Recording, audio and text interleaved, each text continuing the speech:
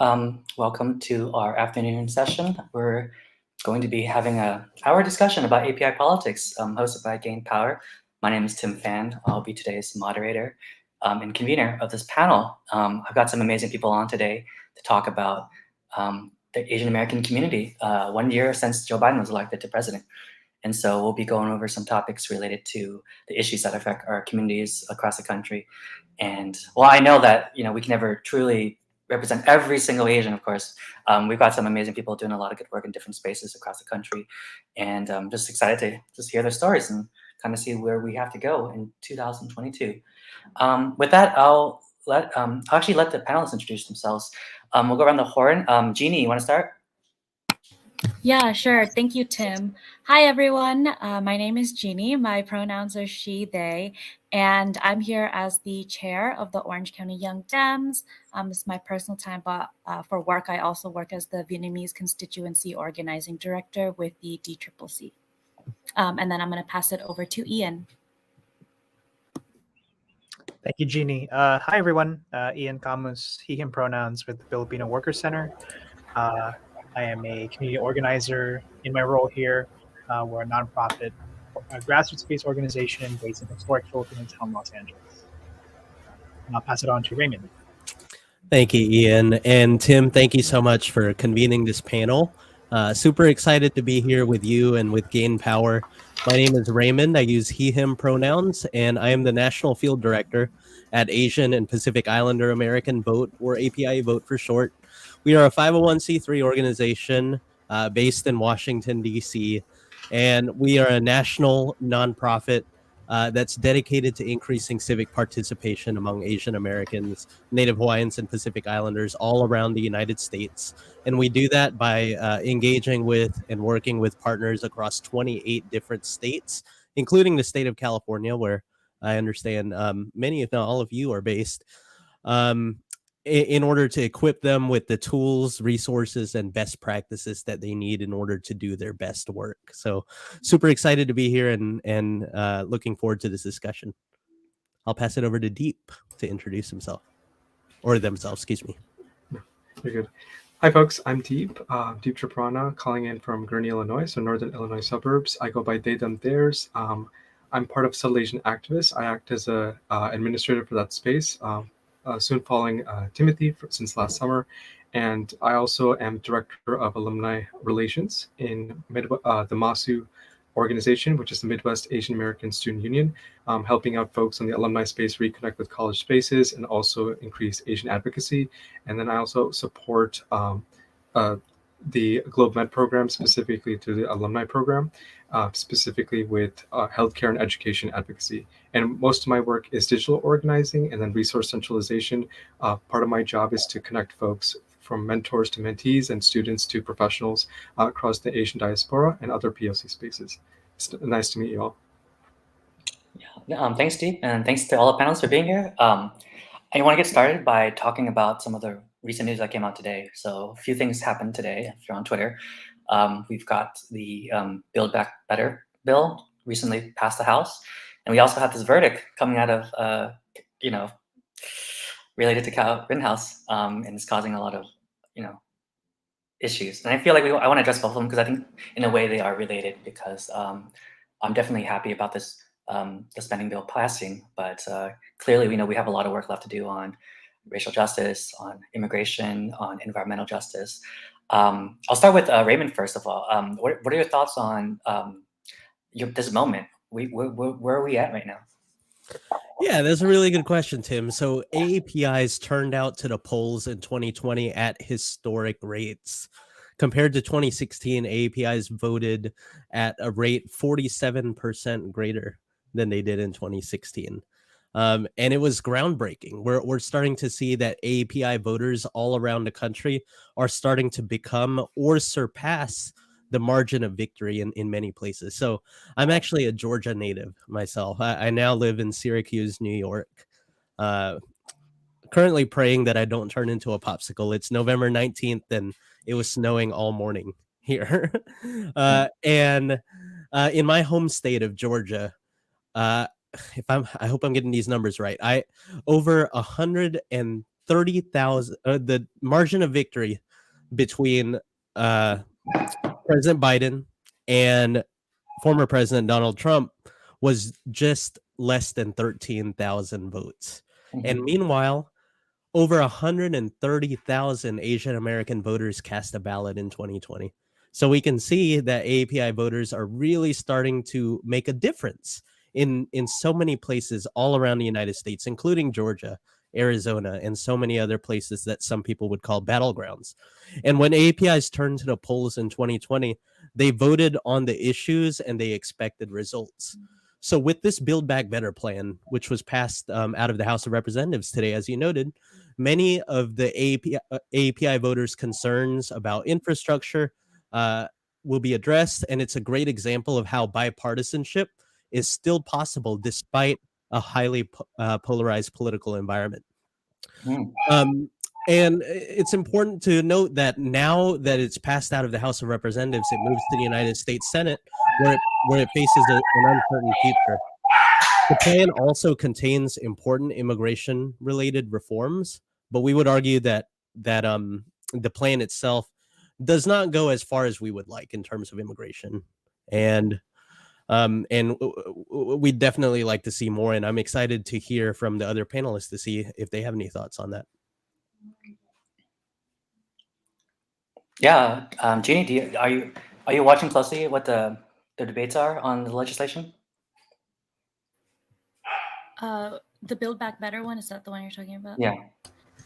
Yeah, just a little bit. I think that,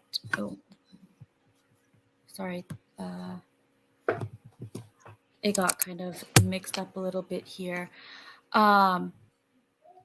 But we're seeing that, like, one of the biggest things that I have really liked about the big Build Back Better plan is like a framework that expands healthcare access for families, because I think especially for API communities, this is a huge barrier to the work that we need to be doing. And so when I'm looking at things like Build Back Better, this is aimed at improving the infrastructure in our community and expanding access for typically underserved and often forgotten communities, and supporting them actually achieve, whatever American dream they were promised, whatever that may be. But and frankly, this is only the first step, right? Build Back Better, we're building back because there's something that's been missing here. And the thing with the build is that there's always going to be more construction, more improvements that need to be had. But the fact that this was passed despite the opposition that representatives are saying aren't going to help their community, we got it because this is what the people actually need, right? This is proof that this is what the people actually need. Yeah, no, definitely. I'm certain some of you work in immigration rights, both Raymond and Ian. Your stories I know about it, and want to just kind of give a moment to talk about how much further do we have to go on citizenship for all, and just the broader immigration rights movement right now.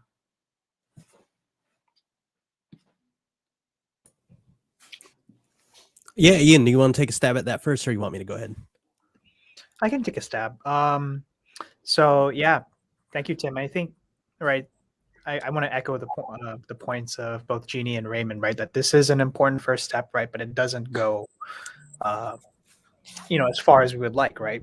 I think currently the provisions in Build Back Better, right, call for a parole program, which is essentially like work authorization with temporary reprieve from deportation, right, for qualified immigrants.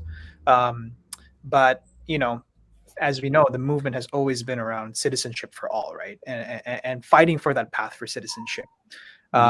So whether that was through the original provisions for through the Dreamers, TPS workers, or whether it was the change in registry, I think, right, we're going to have to continue to push for citizenship, for path to citizenship for our immigrant communities, right? Because we can't wait any longer, right? The pandemic has shown, right, the inequity that has always been there, but like has brought it more to the forefront, right? And I think, you know, to an extent, all of us have maybe seen, right, like just really how it was exacerbated by everything that happened last year. So we're going to continue to push for a pathway to citizenship for all, right, and make sure that, you know, our immigrant communities and our communities are valued and seen as essential what they all claim to be, right? So Right.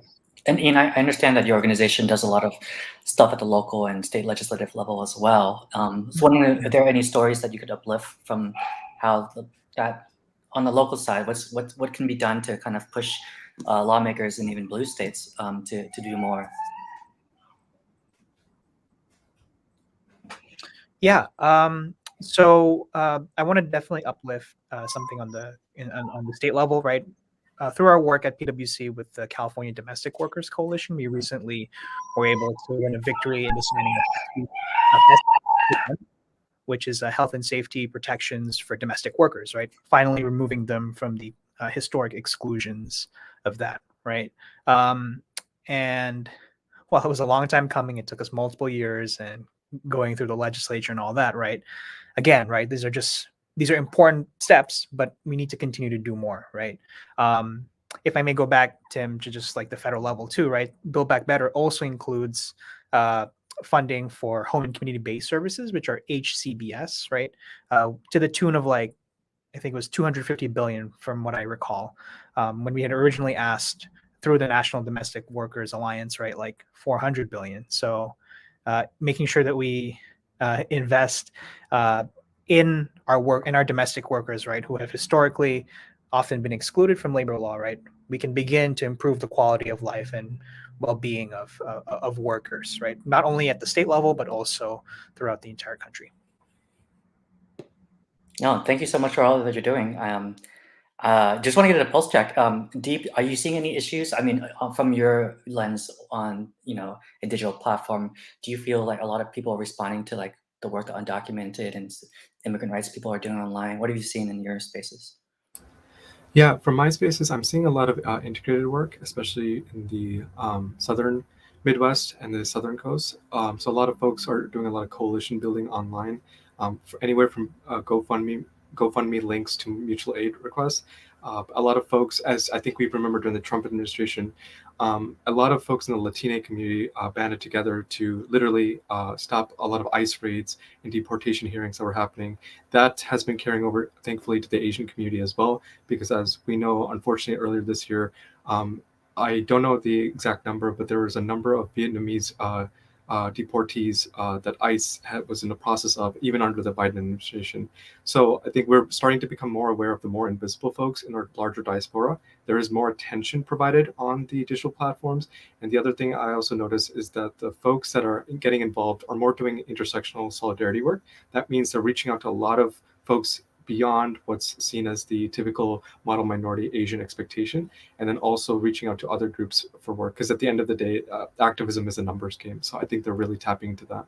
No, yeah, thanks, and that's a good segue into my broader discussion on racial violence. We've seen so much things happen this past few years with Black Lives Matter and Stop Asian Hate, and I think we all here understand what it means to uplift, you know, multiracial solidarity through the work in our personal lives and our organizing. Do you feel that we're making progress? Do you feel like right now in this moment after the verdict came out, like, I mean, I know that a lot of my Black friends are just suffering and just they feel left behind. They feel like they're not getting justice at all. And I know for the Asian community, we have a lot of work to do to kind of uplift their voices, unlearn the anti-Blackness that is part of our conversation, our cultures in so many ways. But we have to, you know, how do we access this moment right now? And anyone who's got something to say on that, please jump in, because I definitely do. But I can out myself here a little bit. Just to be honest with you all, so I am Gen Z. I am very young. Not that young. I have a job. Okay. But what this does mean, though, is I am connecting a lot with a lot of younger and high school students. And I know that there's a lot of like fun talks about how they're going to change the world. But it really is a truth. Like, you are seeing a lot of young people on the ground refusing to accept hearing the things that we have in the past. Nowadays, like these kids, like you say something and they will call you out for it and they will not care. And this even includes their employers. And it's really great to see because they're passing it upwards, and I'm seeing them go into organizations and demanding the same thing of these organizations. And like expecting people who, you know, let's say like you're, sorry, I just like keep thinking of Viet Rise from Orange County as we're talking about this, because this is the work that they're doing, right? Like they're expanding their networks. They're not just talking to people in the Vietnamese community. They're not just talking to young people also, but they're organizing with labor movements. They're organizing with the local Latin community, right? And the people that they're funneling into their program a lot of times are these high school students who are demanding these things. Like there were things that I was not able to say when I first entered college because I would be afraid of someone saying like, you know, there's something wrong with you and you need to sit down. And now people are openly going out there saying like, yeah, it's time to abolish ICE. We've been past that now. And I don't think, again, like I don't think we're quite there yet. I think that our Black community, especially I feel today, is still very much suffering, and there's nothing that any of us can truly say to make them feel any better.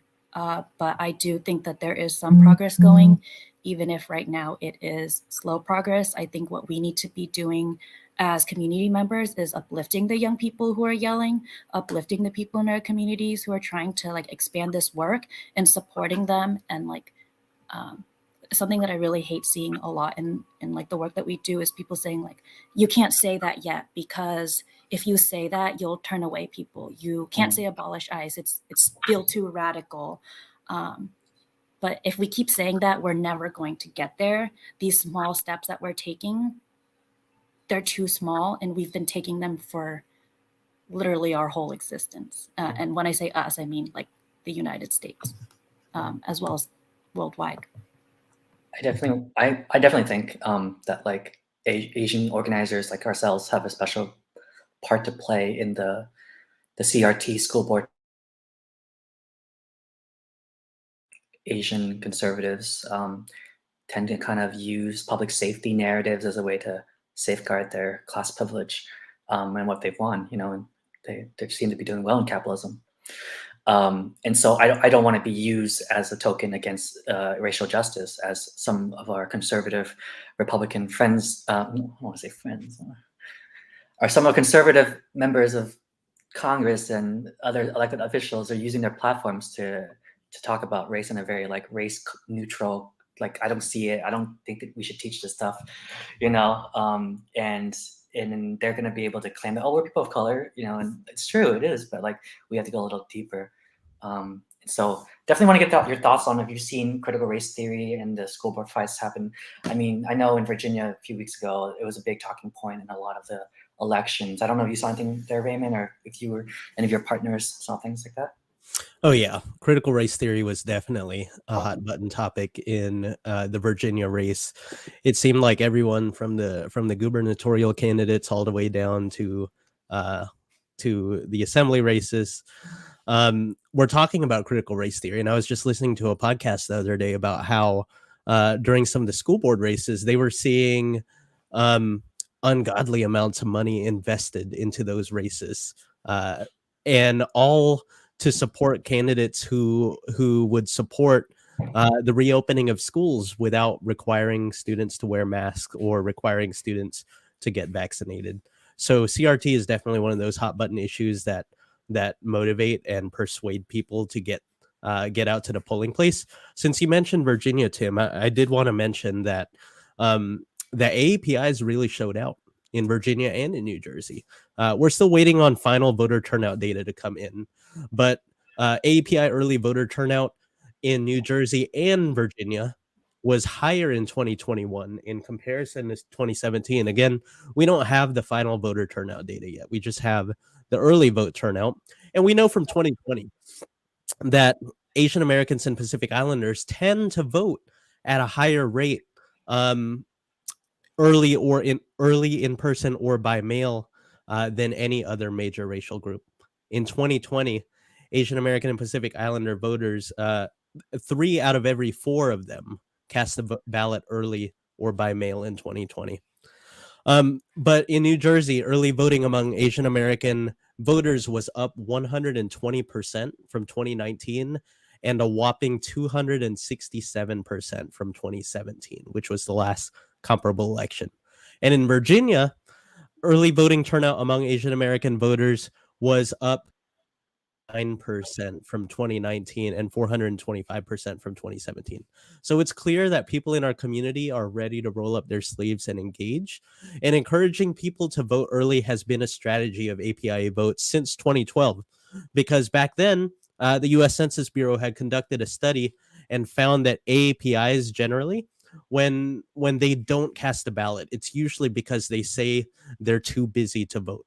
And so early voting and absentee voting has always been a way for APIA Vote and other similarly situated organizations to encourage people to vote at their own convenience. And, you know, while I have the mic right now, I do want to go back, take a small step back and address some of the comments that were made about racially motivated violence, the last thing we were talking about. I mean, I 100% agree with everything that Jeanie said. It's so important for us as Asian Americans to come out of the silos, to find ways to work intersectionally with other organizers that come from other historically marginalized communities, because collectively we hold so much more power than if we were to simply engage in this work on our own. According to the organization Stop AAPI Hate, nearly 1 in 5 Asian Americans and Pacific Islanders have experienced a hate incident just in the past year alone.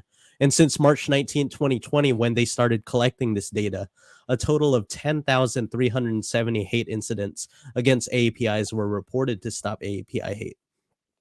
And it's important to talk about all of this racially motivated violence towards Asian Americans in the context of the COVID-19 pandemic. Presumably because, you know, a lot of folks are have seen the origins of the COVID-19 pandemic as going back to China and Asian Americans as a whole. So they're kind of a scapegoat for this entire thing. And according to APIA Vote's 2020 Asian American Voter Survey, 76% of Asian Americans worry about experiencing hate crimes, harassment, and discrimination because of COVID-19, with 27% of Asian Americans saying that they worry about it very often, and 24% saying that they worry about it somewhat often. So these are all things that are hot button issues that get people to the polling place, get people engaged, get people ready to participate in the civic process. And the last thing that I'm going to say, Tim, is, you know, I'm a Georgia native, as I mentioned, and I was living in Atlanta in March of this year when the Atlanta shootings happened.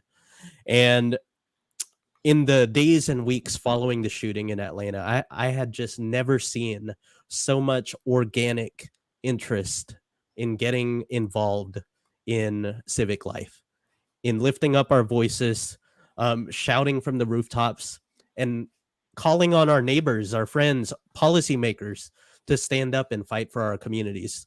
And you know, with all of that organic interest in protecting our community, I just hope that that continues and also expands into, as you mentioned, Tim, dropping some of that internalized anti-Blackness that some people have in our community, and recognizing that, you know, we are facing this kind of violence and hatred, and yet our Black sisters and brothers have been facing this same kind of violence and hatred for centuries. And so it's important for us to find those connections. I have a question for the panel, just from that point. To be engaged, to get involved in the political process, in your fields, what have you seen as the biggest obstacles for people to like vote or run for office or mobilize, get organized? it's a redistricting year. It's a big year to talk about maps and data, right? But I'm curious to know if especially in the day-to-day work, like, what have you seen from community members? I'll start with you, Ian, because I think it's interesting to talk about, working in Filipino town, and in Los Angeles. It's not a swing state. It's not a swing district. It's not like people don't really prioritize the Filipino South Asian community as well, because they're not like a voter block in like a swing state. But what are the things you're seeing that get people motivated or not engaged? Yeah, this is a really good question, Tim. And I think, one of the things that we do, or we try to do at PwC also in conjunction with everyone else's efforts, is like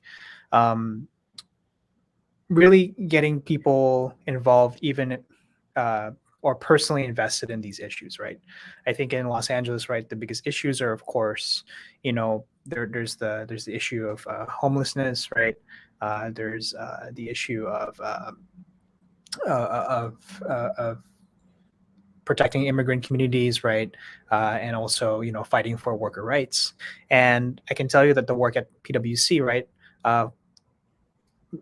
we really started to work with our membership who actually aren't eligible to vote, whether due to their immigration status, right, or whether due to like other factors, right? So this is, but having them really be invested in local organizing and attending their the board of supervisors meeting, going to their city council, right, attending like these public hearings, even if they don't like actively make public comment, even if they don't, or maybe they do, right? So yeah, whether we do that in coalition with other grassroots organizations here in Los Angeles, or whether we do it on our own based on what is relevant to our base, I think that's what's really important. And like emphasizing the fact that organizing is not just during election time, right? It's not just every 2 years, every 4 years. It's all the time, every single day, every single month, which I know all of us are most likely are familiar with, right? So yeah, just like, for example, right now, the Immigrants Are Los Angeles campaign is a campaign to really push the board of supervisors in Los Angeles to include funding that they receive from, federal legislation, right, from COVID-19 relief and potentially Build Back Better, right, to invest part of those funds for immigrant services, which include things like legal services to keep families together, whether it includes like, payments or stimulus to help provide relief for our immigrant communities. I think these are things that like people can get personally invested in, and they say like, hey, even if I can't vote, even if I can't get my issues heard like at the ballot box, I can still make phone calls, I can still canvass my neighborhood, and I can still be involved in my own way, and that's contributing to that effort. So I think that's one thing that we're trying to do with other in coalition with other organizations, and we're getting there. And yes, you're right, Tim, that it is not definitely a swing or it's blue, right? But it's still it's still a matter of making sure that electeds, right, regardless of their party, and are listening to us, and that we have a seat at the table to make sure that they are also fighting for our issues as well. Very good points.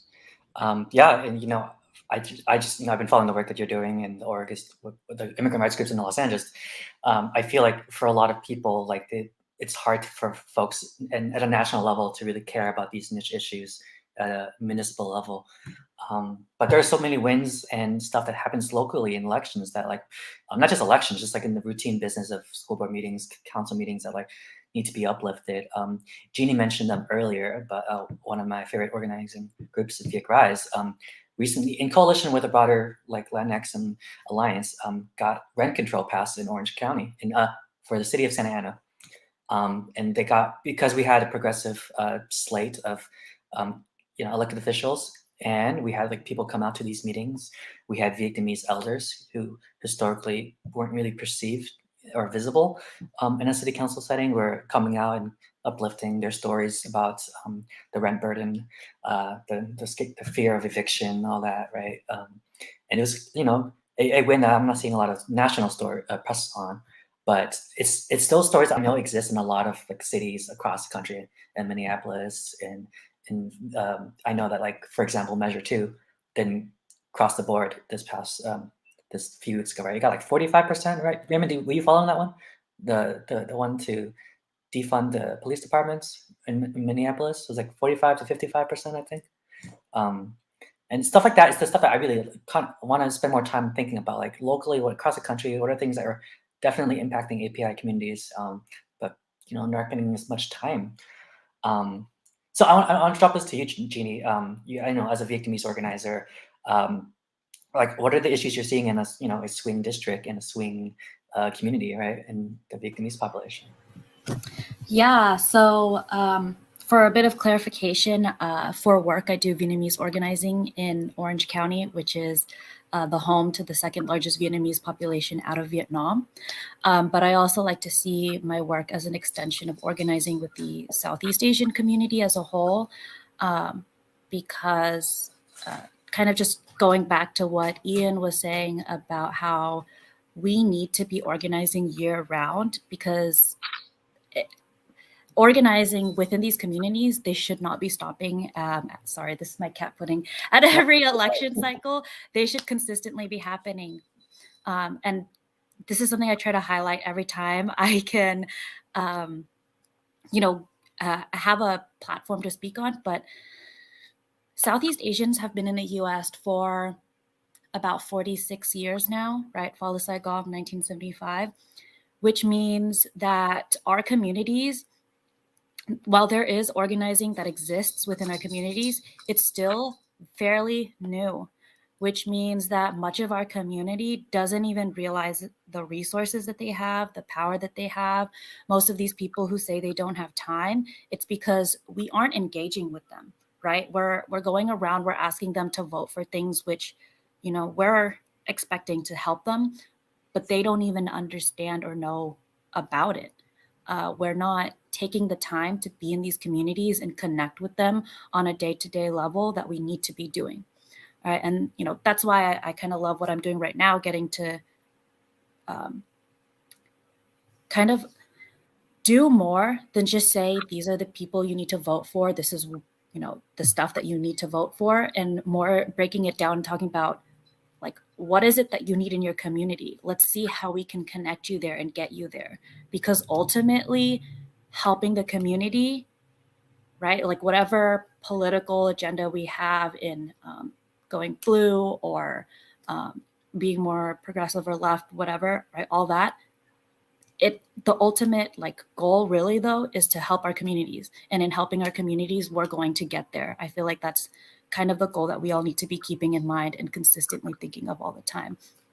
And the biggest struggle I see is people forgetting that we can't just be present in the community. We need to do stuff for our community. It's not enough to just show up during that season or Lunar New Year season and wear your ao dai that you probably don't even know where to properly buy, right? And then be like, yep, I did my outreach to the community.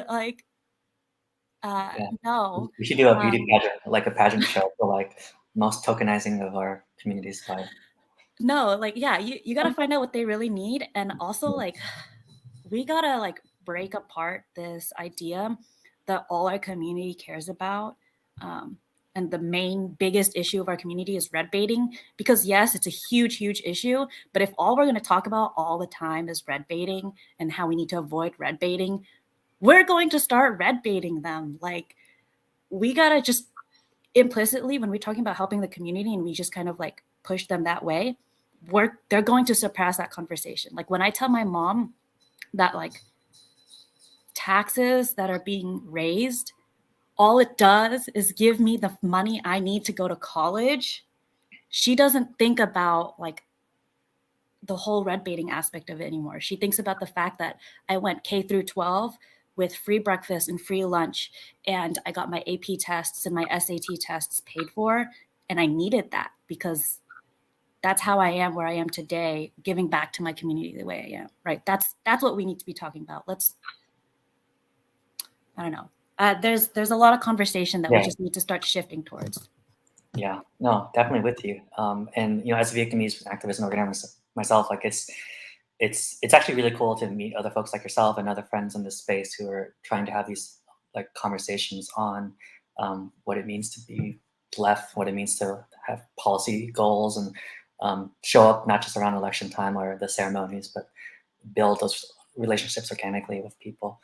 I have one question I want to kind of use the last remainder of this panel to kind of talk about, and I feel like this is already true. Like, obviously, as I'm sure you've all seen in your various spaces, like a lot of Democrat campaigns and progressive organizations, we all have a lot of work to go to kind of diversify, our talent base in terms of getting people to organize with them.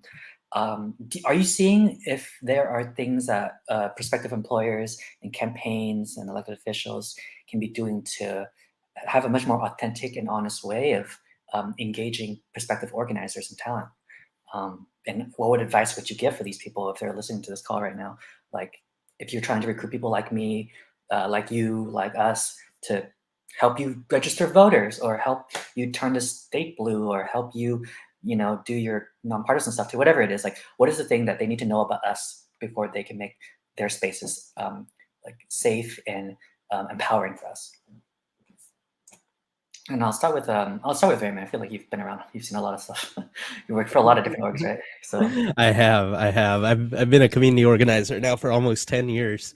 yeah. But yeah, I mean, that's a really good question, Tim. I think it's important for organizations to be values driven. I think organizations need to have a clear mission and vision, because folks in the younger generation, as Jeanie kind of alluded to earlier, they're not afraid to speak their mind. They're not afraid to stand up on the issues that are important to them. And so I think that young people are looking for employers that are making a difference in the community, are doing the real work, not just talking about doing the work, but actually doing it.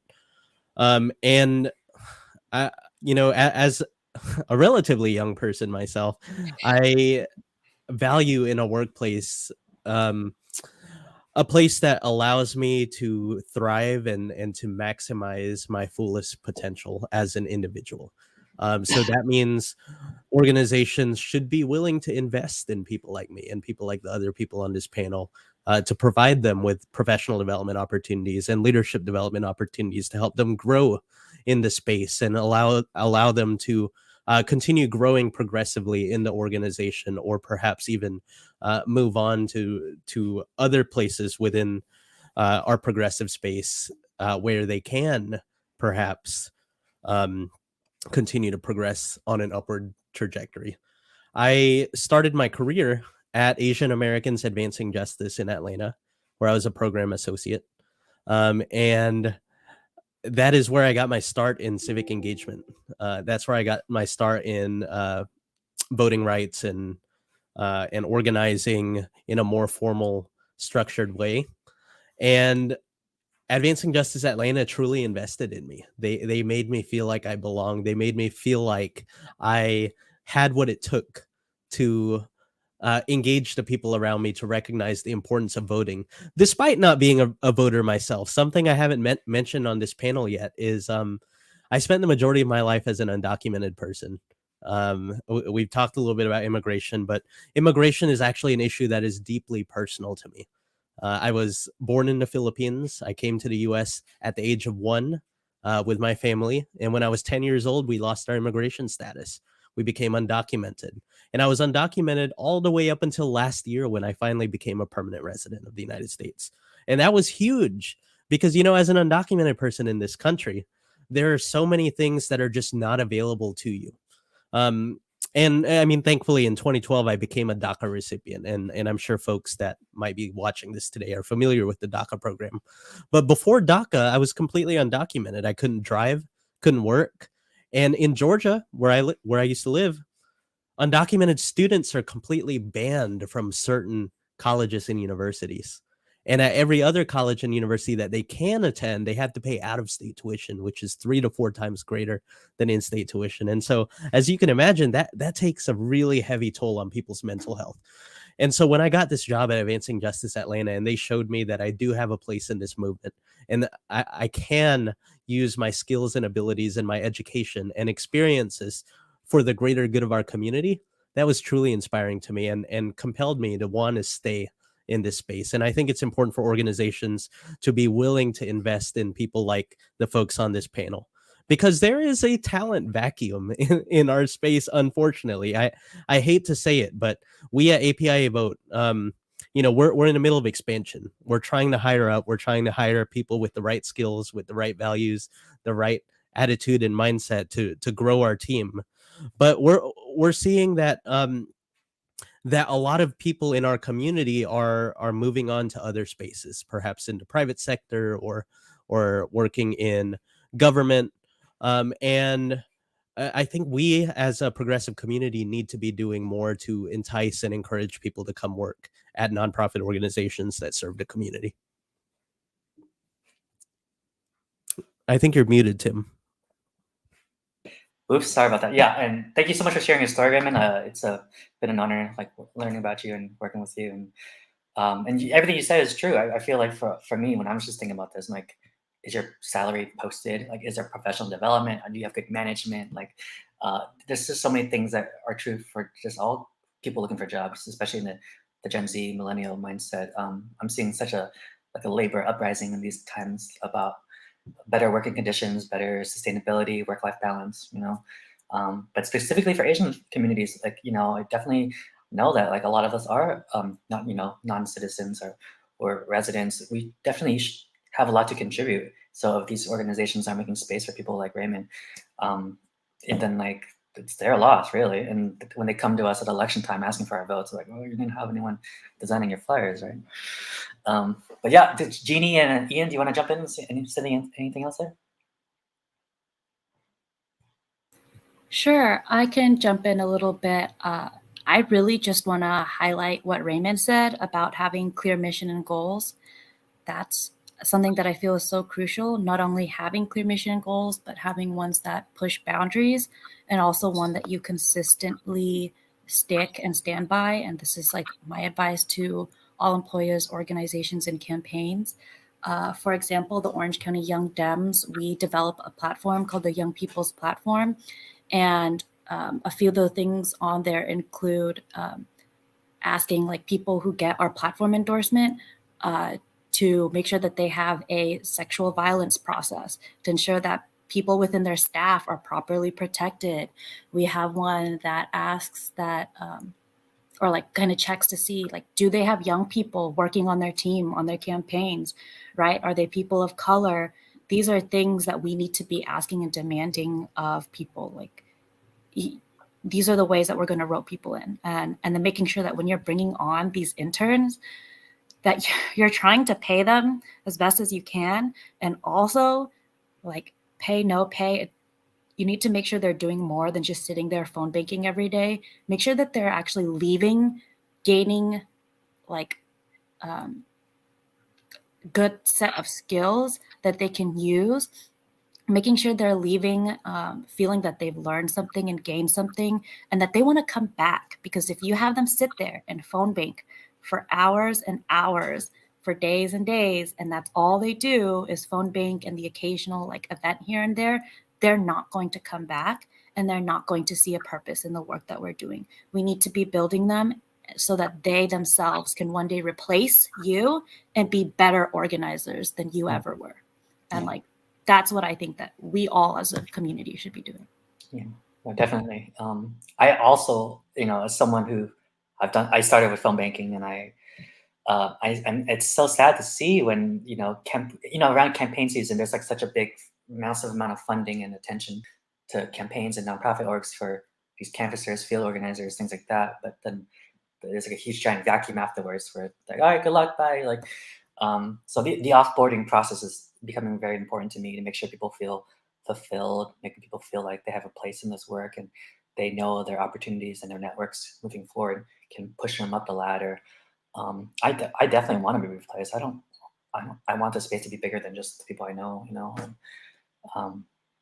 but yeah, Ian, you have thoughts on this one? I want to close with you.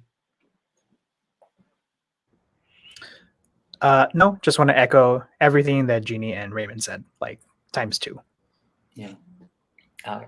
I have one last question from Amy, and I just wanted to close it out. What advice do you have for, I guess, other people you want to come into this work? So for younger people, or even for people in their mid-career transitions or their existential crises, like how do you get your peers off the bench? Like, what are the things that you want to give to motivate people to get more involved, inspired, no matter who's in office, right?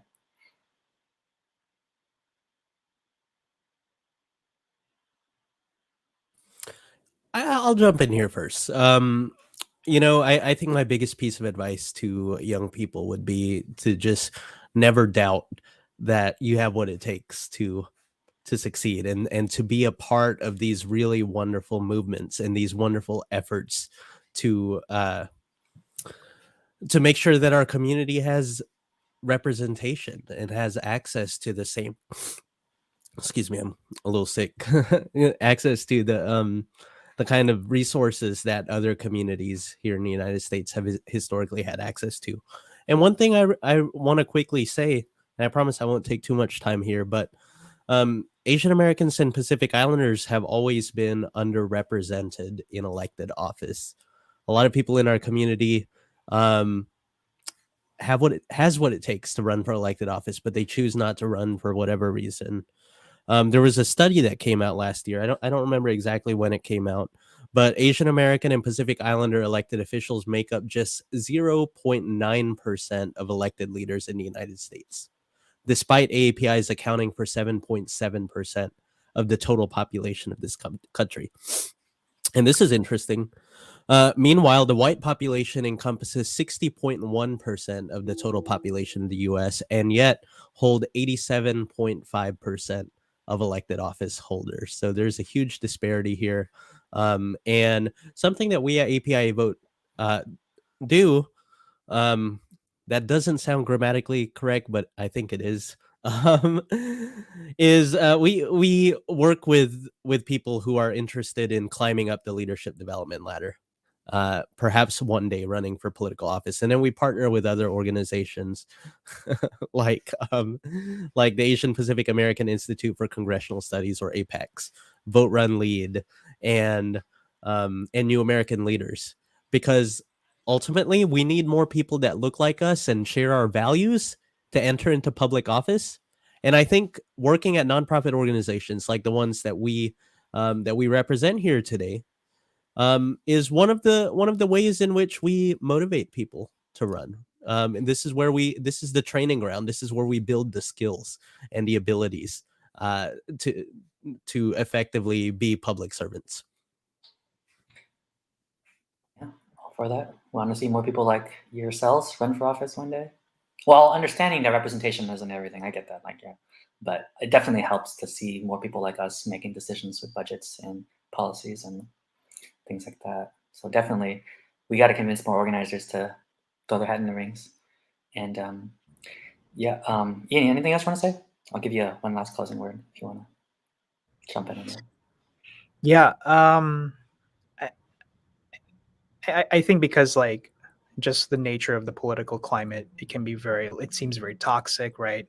People can, sometimes it feels like you can't really make like a change, an immediate change, right? But I think, right, what I've personally learned from organizing work, right, is that change is not the result of just one person, right, just making a lot of noise, right? It's a lot of people making a lot of noise.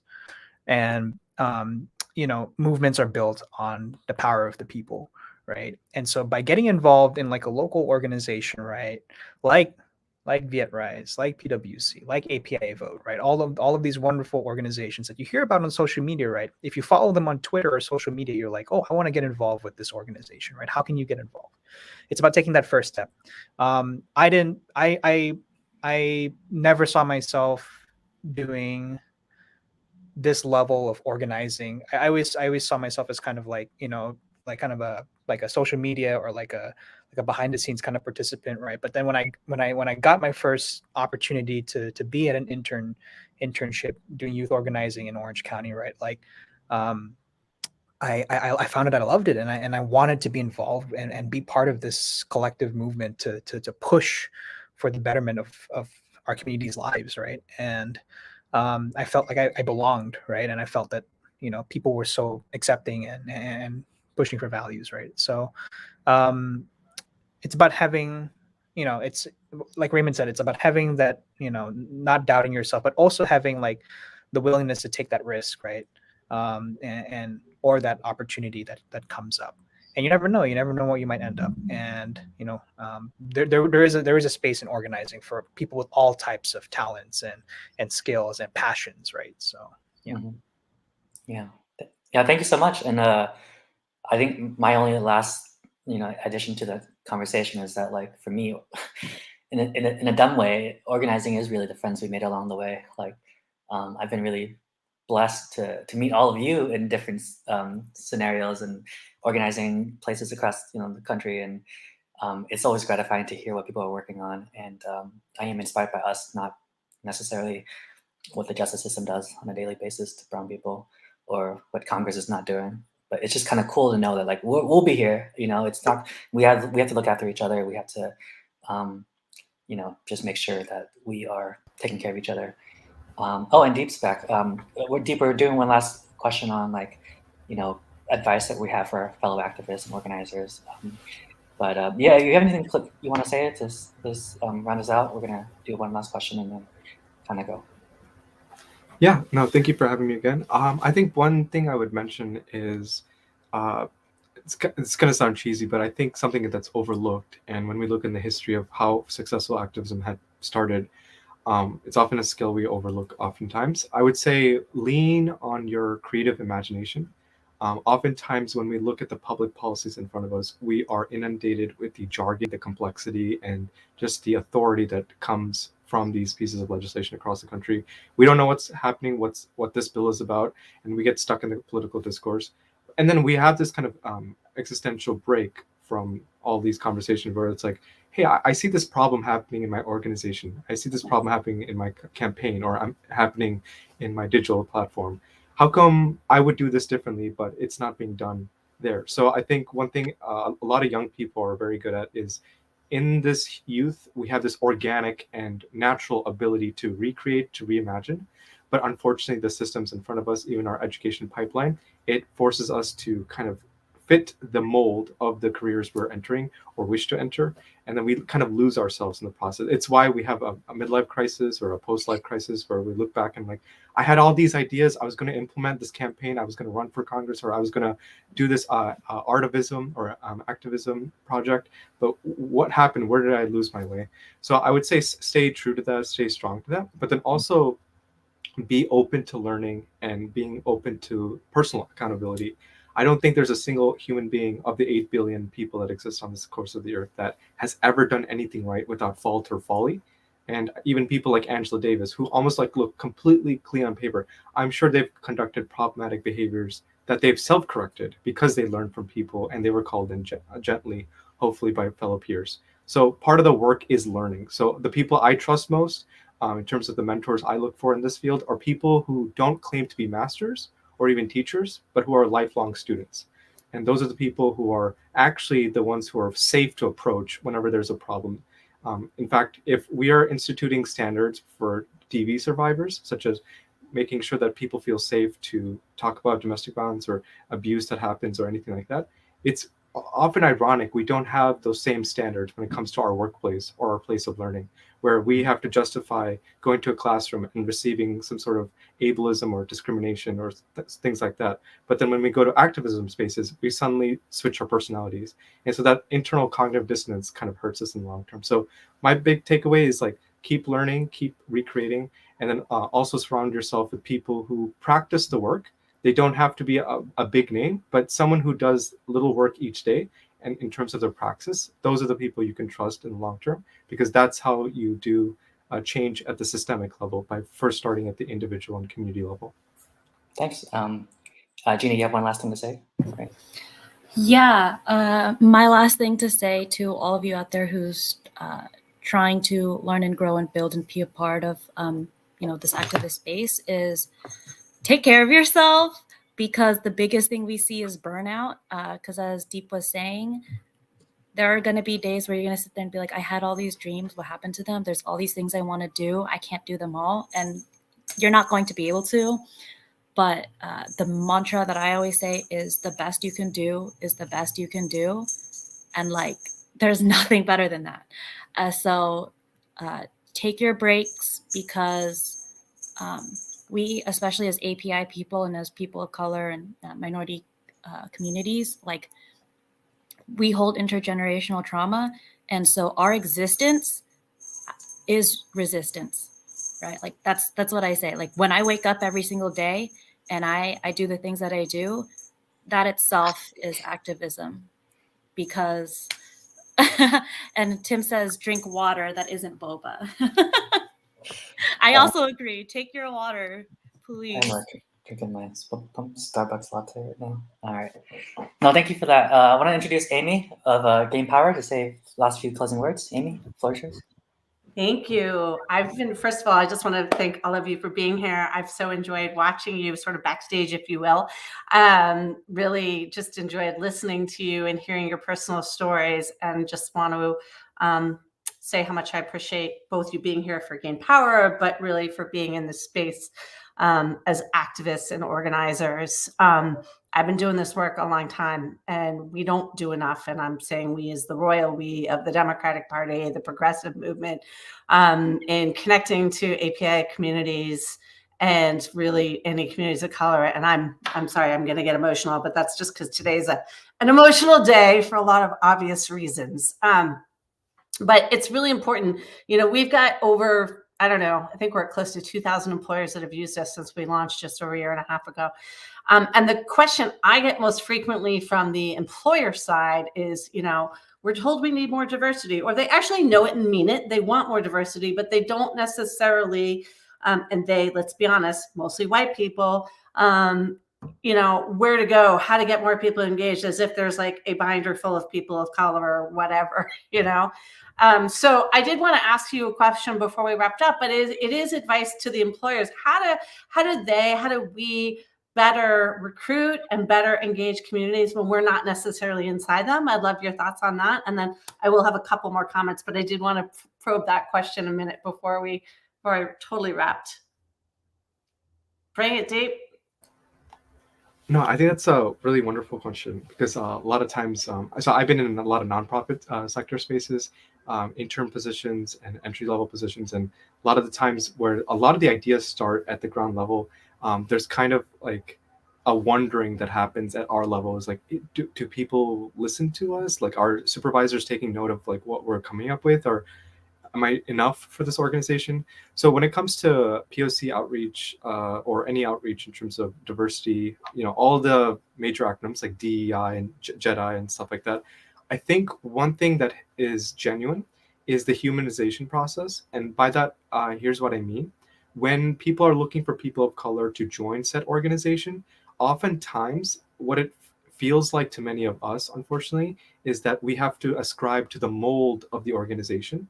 Like, we have to change who we are ourselves. So right now you're seeing me in a suit and tie, for example, because that is the norm in Western communication, that I present myself this way. Therefore, you accept me as a fellow person.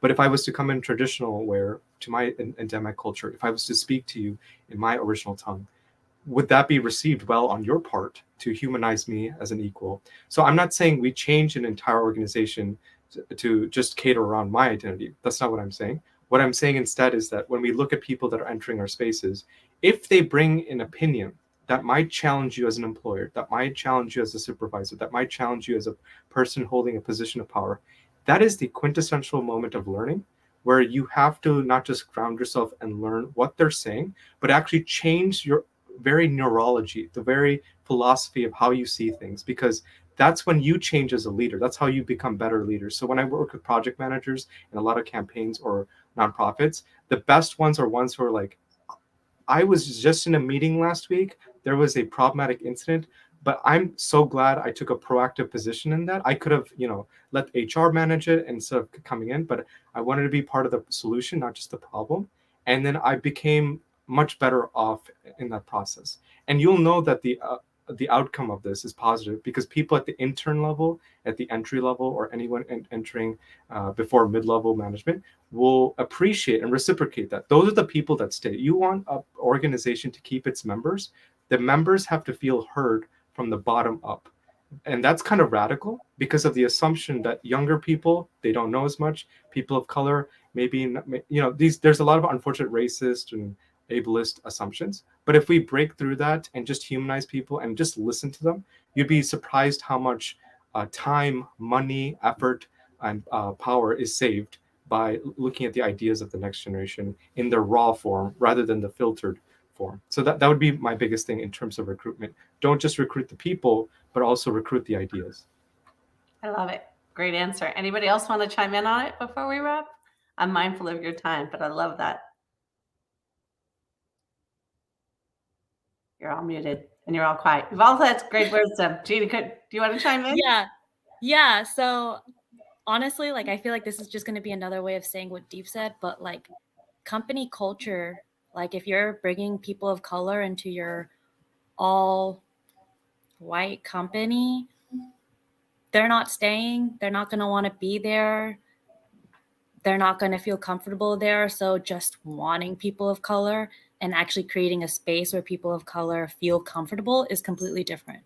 So it goes beyond just going out there and trying to hire someone who's of color. It's because if you're just going to bring them into your company cold like that, it's more harmful to the community than it is helpful. So think about what your culture is like. And if you have to go out of your way to recruit people of color, and it's not because you're just trying to be intentional, maybe think about why that is. Thank you. I got to say, a lot of our content is focused on our talent and job seeker side, if you will, but I want us to be more intentional about content for the employers, which is why I'm asking some of these questions, because they all sort of privately come and ask these questions as if, they're not really wanting to go public with it. With that in mind, we'll wrap up here for the live broadcast. I do just want to thank you again. For anybody who's watching, we have a big conference that we're doing online December 9th through the 11th. I hope all of you in your organizations might be there. I'll make another private plug about that.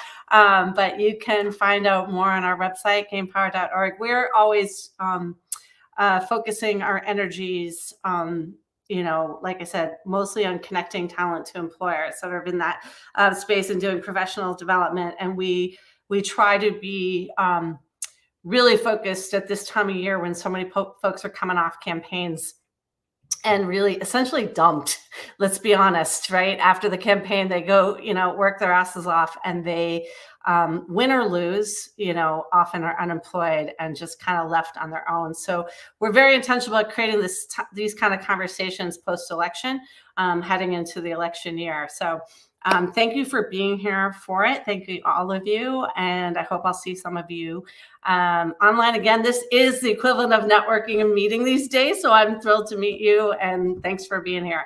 I am going to end our broadcast and thanks for others for watching.